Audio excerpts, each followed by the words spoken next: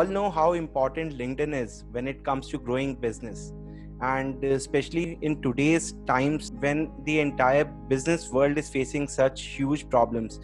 People are losing jobs, companies are shutting down because they are not getting enough business. LinkedIn has emerged as a platform where businesses can find at least some shelter, and they can interact with their target audience and grow. The importance of LinkedIn shoots up even more when we talk about small businesses and startups, because to be frank, when I think about Facebook or Instagram, they have monetized those platforms so much that without paying money to Facebook or Instagram, you cannot reach to your target audience. They are prioritizing paid content. On the other hand, LinkedIn has leveled this content field pretty much, because they are prioritizing organic content. So a big company or a small startup both can leverage LinkedIn equally, and with proper content techniques, they can use LinkedIn to generate leads and grow their business. So this is what we'll be discussing today: how startups and small businesses can leverage LinkedIn. And to shed some light on this interesting topic, I have a very interesting guest with us today, Mayank Pokharna. Mayank is the co-founder of SimplyGuest and Jumbo Tiger. SimplyGuest is a service provider that helps you find the perfect co-living and shared living space, whereas Jumbo Tiger is end-to-end SaaS platform for real estate industry for property managers based in the USA. Mayank is a growth hacker, he's a marketing professional, and he has a great experience in leveraging LinkedIn to grow his business. And one point I really liked when I spoke to Mayank before was he has single-handedly grown SimplyGuest to over 4 crore of annual gross revenue using LinkedIn and Facebook, that too organically with zero ad spend. Sounds amazing, right? So welcome, Mayank. Welcome to the first episode of LinkedIn podcast. How are you doing? Thanks, Namit. Thanks for having me here. I'm doing great. These are difficult times, but we are trying to make most of it.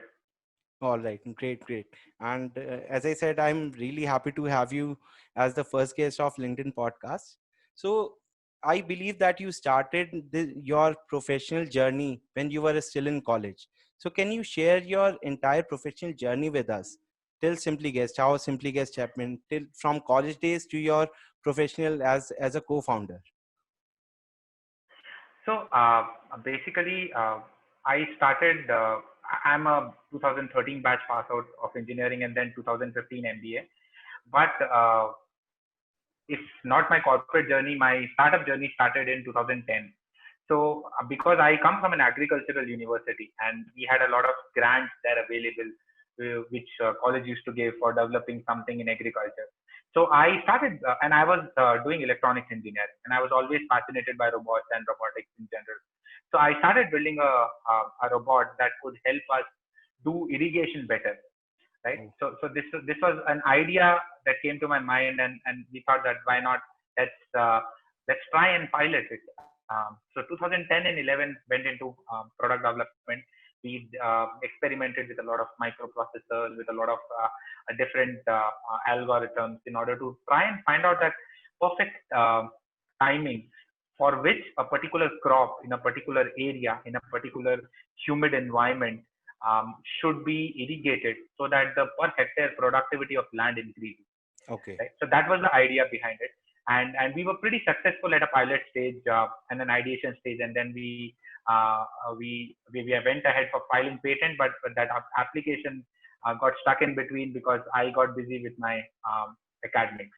Okay. But that idea, later on, we sold that prototype to one of the companies in irrigation field. It's a very well-known company, a publicly listed company. Okay. So that's how I started with my journey. And post that, I used to take classes, right? So I used to teach 8, 9, 10, 11 students physics, chemistry, and math. And I grew my own center to about 80 people, again with zero marketing spend. So I have love for zero marketing spend right from my initial journey, because Okay. I think that if you have to spend money to sell what you have uh, in the initial days, right, then I think you will not get that kind of an experience, or basically you will not be able to articulate it much, and the kind of response that you get out of people you directly reach out to, and they and try and find them in those cluttered platforms, and the technique that you can use to find them. So that's a great feeling in itself, because that's how. So now if you have learned the art of doing that, you can do that for time and again. I've done it in 2011, 2012. I did it Okay. in 2016 for companies like Practo and QMath. Then Okay. again I did it for SimplyGuest, and now I'm doing it for Jumbo Tiger. So you Okay. can replicate. It's a hard skill. It's a replicable skill. Okay?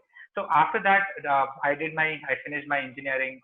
I ended up being coming from a traditional service family. I ended up doing my MBA Okay. because they wanted me to get a good job with a good salary.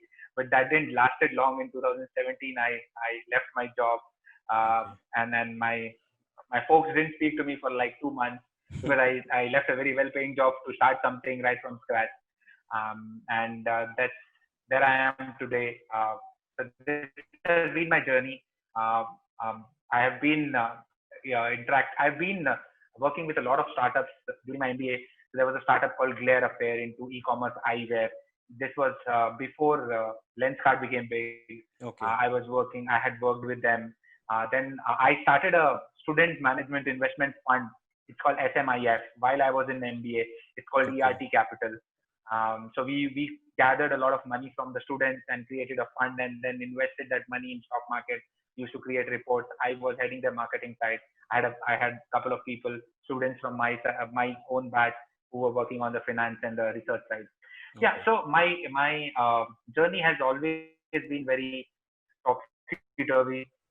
I have taken a lot of snap decisions, but I've never regretted them, because I think that um, the decisions that you take uh, without much of thinking generally turns, when you turn back and connect the dots, they generally turns out to be good. Until now, they have turned out to be good. So fingers crossed for future as well. Yeah, so it sounds great, Mayank. I'm really impressed. The way you described that you started in college and you continued that entrepreneurial spirit that everyone should have. I'm really impressed by that, and congrats to you. So let's come to Simply Guest now. What is Simply Guest? How did that idea come about? And yeah, tell us something about this. So I'll tell you one very interesting story. I'm not a typical co-founder. Okay. So again, this is a very different than what you will see. General startup has that founder faced a problem in his life, and then he ended up solving it and starting something on his own to solve it for others, right? Yeah. That's a typical, or they have done something in past in similar line, and then they came back from abroad and did this in India. Yeah. That's a typical story of any startup. Like 90% of the startups you will find this. So I'm not an original co-founder of SimplyGuest. Okay. Um, I was the fifth customer of SimplyGuest. Oh, I okay. right out of my MBA, I joined Practo, All um, right. and that was the startup in very hyper growth phase, and in 2015 at that point in time. And I was directly working with CEO's office as a business analyst. And while I landed in Bangalore to join Practo, I had to stay somewhere. Someone somewhere referred Simply Guest, and we ended up seeing the Simply Guest property. Okay. And three of us, me along with my two friends, my same batchmates working in different companies, we ended up booking Simply Guest and shifting. This was, I still Okay. remember, 15th of September. I shifted in a Simply Guest house, and I was like their fifth customer to shift. Okay. 18th September, um, Subbu and Amrish. They are the two brothers who are the original co-founder of SimplyGuest. They visited us just to ask in terms of how was the experience, what do you think we should improve.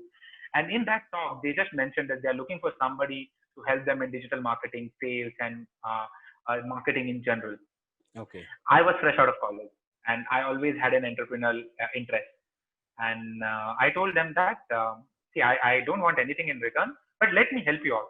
You just see it for a couple of weeks. If it works out, good. If it doesn't work out, anyway, I have a job, Okay. and you don't have anything to lose.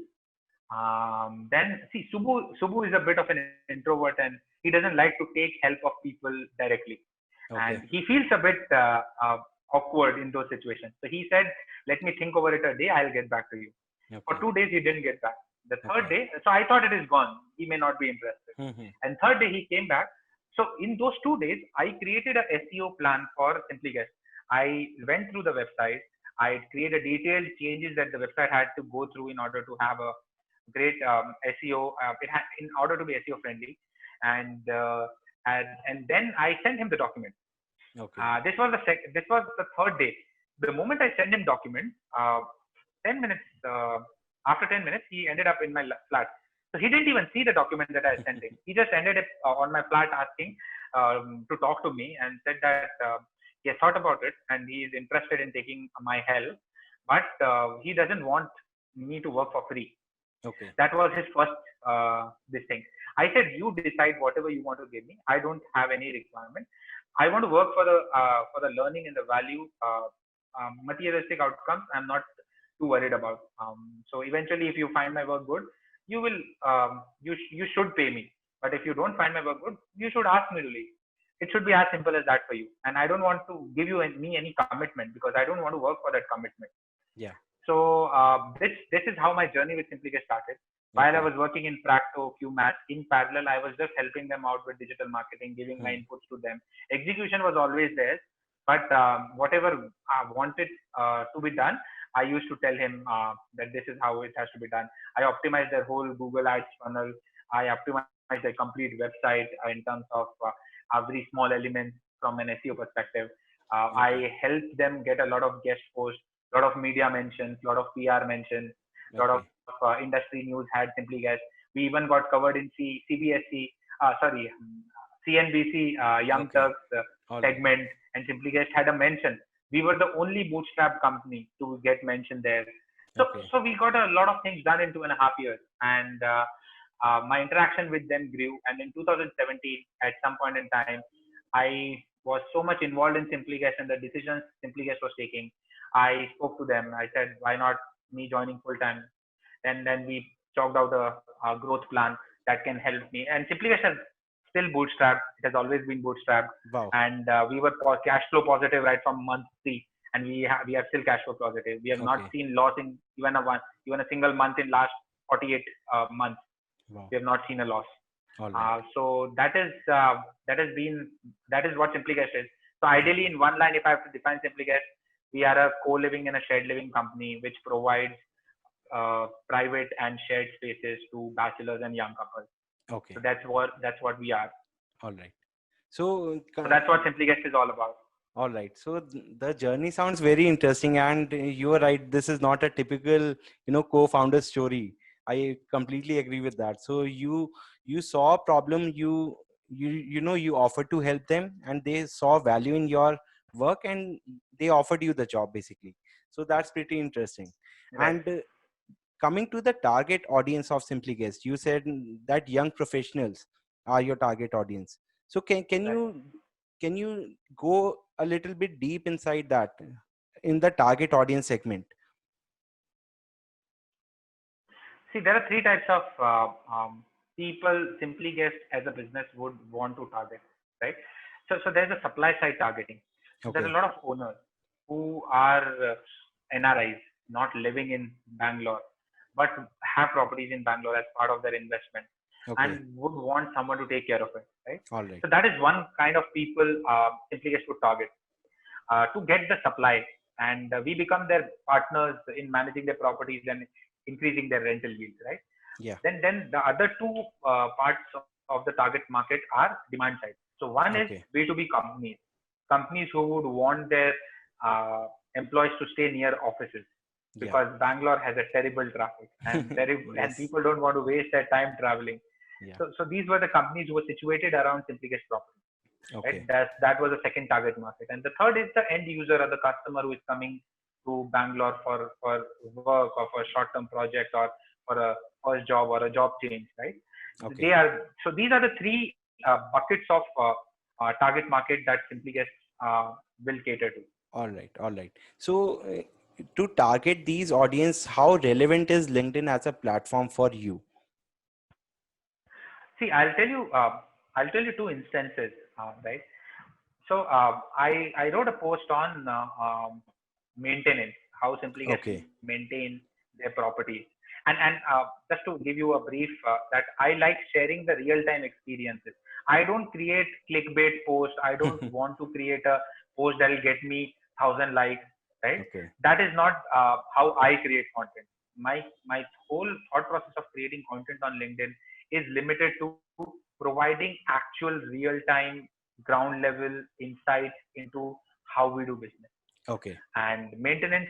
I wrote one such post on how Simplyguest maintains the properties and what do we do and entailing, like basically I explained the whole process, right? Okay. So one of the customer one of the person reached out to me.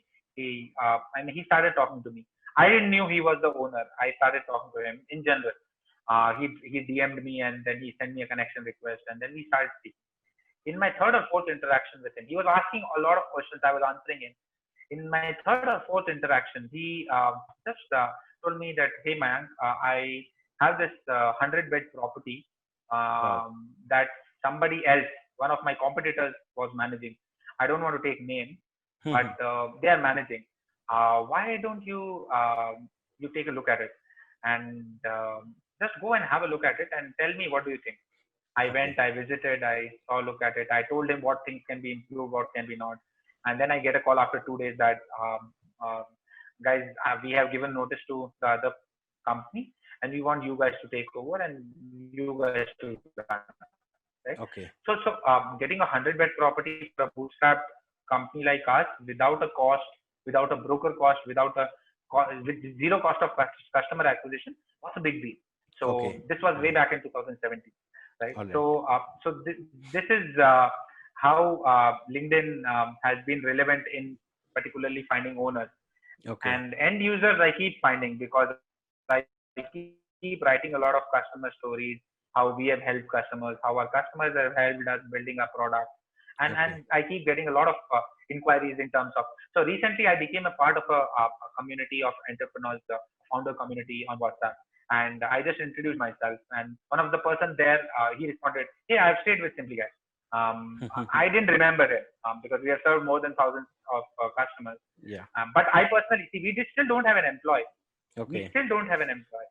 We are Okay. three people who started this company. We are still three people. We were zero revenue. We are more than 5 crore revenue now. Wow. We are still three-member company. So I still interact with each and every customers of ours Okay.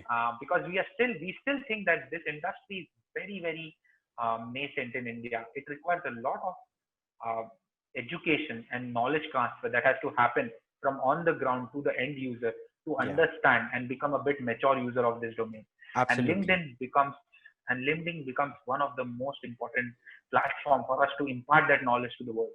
Yeah. So from your experience, I believe I'm able to extract 2 points. One is considering your target audience, young professionals who are active on LinkedIn, because everyone is on LinkedIn right now in order to look for a job, to connect with other people. So LinkedIn provides you ample, target audience for you. That is one thing.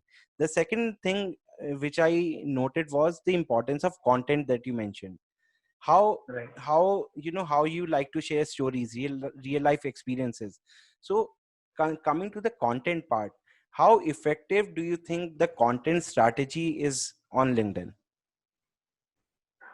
See, when I started in 2015, I started posting on LinkedIn. I started using LinkedIn as a platform in order to basically build a personal brand because at that time I was in a corporate job. My whole intention was to build a personal brand. When Okay. I started, I just used to post anything and everything. There was no objective behind it, uh, it was leading me nowhere. I used to read stories of people getting so many views, reaching so many people, getting so much business, getting so much speaking opportunities at different conferences because of LinkedIn. But I was not getting anywhere. So so then I took a step back and I said that if I'm posting something, it has to it has to meet some objective. Yeah. For that, I have to define an objective, right? Okay. If my objective is awareness of this particular target segment, then I need to have a network of that particular domain already connected, some people in it, because when I write something for that particular segment, they will look Hmm. at it, they will interact with the post. When they interact with the post, their network will get an update that, oh, Mayank Pokarna is someone who has written this post and has um, and somebody has commented here, and Yeah. then they will start interacting, right? So Absolutely. having the right set of people as your connection who basically goes in line with your objectives that you want to achieve goes a long way. And the Okay. second point here that I would like to make is basically have a content strategy and a calendar, right? Okay. Don't overdo it, don't underdo it. I post, I since last 2 months I've been a bit irregular because of my work with Jumbo Tiger, but Okay. I generally post one post a week, and I generally plan it at least a month ahead, and Wow. that gives me enough time to write about it and keep it. Hmm. Because see, once when you write it the first time, you just write it what is there in your mind, right? But then you keep it away, and then you read it again at a different point in time, you will automatically improve your content. So if you Absolutely. are just posting it while writing it, it will not be that effective because the complete thought would have not got into it. But when you write it, wait for some time, read it again, improve it, then write it, and that 1 month planning gives you enough amount of time to do that for 2 or 3 times. Your content becomes very, very specific and very, very quality driven, and then you start posting. So that Yeah. has been my content strategy, Okay. and I think it's very important to have a content strategy. Yeah, so since you mentioned that you post once a month and for that all once a week, sorry, and for that also you plan a month ahead. That's really fascinating because I've seen people just think whatever comes into their mind and post on LinkedIn, thinking that they have to post whatever may be the case. They don't worry about the kind of quality they are producing, whether their content is providing value to their audience. They don't think about that thing. So that's really Right. important, guys. You have to think about your target audience. You have to think about your connections, whether they would like your content or not, whether it will provide value to them or not. So my coming to my next question, I have seen many professionals still doubt the capability of LinkedIn in terms of generating leads organically. So what do you have to say about that? I know that you have done everything organically, but to those naysayers, what do you have to say to them? See, I was one of those naysayers when I started using LinkedIn and nothing was working out. Yeah. See, making one post here and there, commenting somewhere, writing something, and then saying that it is not working will not actually work, right? Basically, you have not done enough. So basically, my dad says one thing. So when I tell him that, okay, I got only 57 marks in mathematics, so he will ask me one question always, and that this he has done with me for all my life, in all my life decisions. So he is asked me, when did you give your 100%? Did you Okay. prepare and give your 100%? If I used to say yes, then he used to say me, you are the biggest donkey in the world. Go do whatever you want. Don't show Okay. me your face. But if I used to say me, no, no, I only did my 80%. Then he says, then you have gotten into a decent position, but you've not given your 100%. So next time, don't come to me before giving your 100%, right? Okay. So that's a very, very that's very hard hitting, because if Yeah. you know that you have not done 100% Hmm. and you have failed on something, you still say that, oh, it is not working, given the fact that you know yourself that you have not given your 100%. So Yeah. people who just do it for the sake of doing it and saying it's not working, I don't think they're leveraging LinkedIn to its full potential. The way I look at it is, you have to be focused, you have to be value driven, you have to give it time. It is not a 1 day, 1 month, or a 2 month job. You have to do it systematically and consistently. The consistency is the key. Yes. So systematically and consistently for at least 6 months before you start getting results. So now, Absolutely. if people don't have patience for doing it for 6 months, then they have no right to say that it's not working for them. Yeah. Yeah, so yeah, being consistent and being quality driven and giving your 100%, guys, that's the secret to be successful on LinkedIn in terms of content engagement, at least. Okay, so Mayank, I know that you have achieved lots of success through LinkedIn, but are there any challenges that you face or have faced in this entire journey? Definitely, I still face a lot of challenges. Okay. So, so the thing is, a lot of thought goes behind writing each piece of content that I do, but a lot of times I don't get the required response. It demotivates me. You know, Okay. let it be. Let's move Okay. on. So consistently motivating yourself to keep producing quality content is one of the biggest challenges that I faced since start. I still face it. Right? Okay. That is one thing that's a challenge. The second thing that's a challenge is, a lot of times you get used to your normal life so much that you don't make LinkedIn as a part of it. It's a good to have thing. It's not a must have thing, right? Yeah. But people don't realize it that if you do it consistently, it will become a must have. So that mindset change is a challenge was a challenge for me, from making it a good to have thing from to a must have thing. So moving Yeah. it from a good to have bucket to a must have bucket Okay. was one of the other challenges that I faced. All right, all right. So this is very important for me also. When I started using LinkedIn, I was just like another user. I just wanted to have a presence on LinkedIn so that whenever I wanted to switch job, I would just update it and that's it. But now every morning instead of Facebook, I check LinkedIn. So that's the change I have also observed in my lifestyle. And if you want to, utilize LinkedIn to its full potential, I believe you have to, incorporate in your entire lifestyle. As you said, it's a must have, not need to basis. You have to have good presence on LinkedIn and put your 100% effort. Yeah. So And I'll tell you my one more thing. yeah. I'll just tell you one more thing here that just came to my mind. Right, there are so many big people out there who will tell you that they have so and so much followers, they have so much views on their content. Right, see, your follow number of followers, your number of views doesn't get you leads, business, or value out of the platform, right? Even a person with 50 likes and 2 comments can get more leads than a person with 1,000 likes and probably 1,000 comments, right? So this is something that is a misconception in people, that if you have more people in your network, you will be able to distribute your content to the more segment. See, algorithm of LinkedIn work in a very different way. If Yeah. you feed it in a right value driven way, it will keep providing you value. So my Yeah. post, if you go on my profile and see my post, right, you may see 50, 60, 20, 40, 100 likes, right? Or the maximum I've got is about 300, 350 likes on one of my Okay. posts.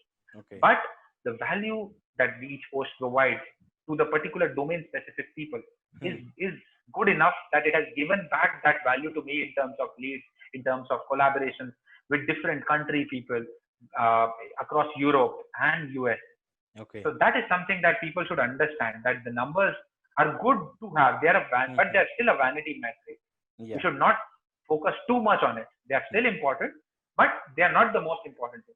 Yeah, absolutely. Quantity is not very important, quality is. So that's what you need to understand, that 100 irrelevant likes are not at all going to help you. 5 relevant likes are more useful than 100 relevant likes. That's really good Exactly. point. Yeah, Mike. So Mike, you mentioned in the starting that you initially started using LinkedIn to build a personal brand, but now Right. you have shifted more towards lead generation. But do you still think Right. that building a personal brand on LinkedIn is important? Is it helpful in generating leads? So I'll tell you two things, right?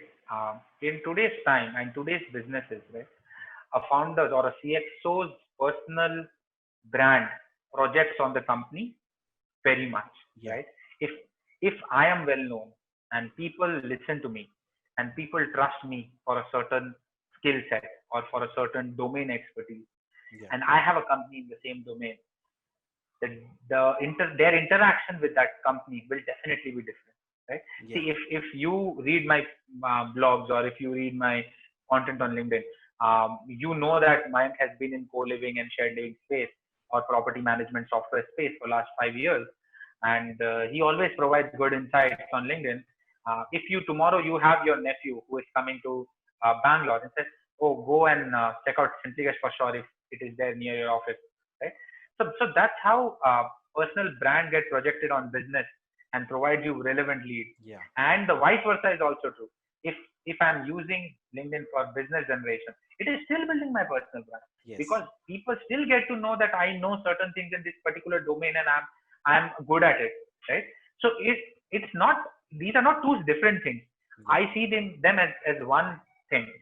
and that's what I will request all the people to understand, that personal brands are important. You do a corporate job, you are a teacher, you are a business owner, you are MSME, you run an MSME business or a coaching institute. If people know you, it is always helpful.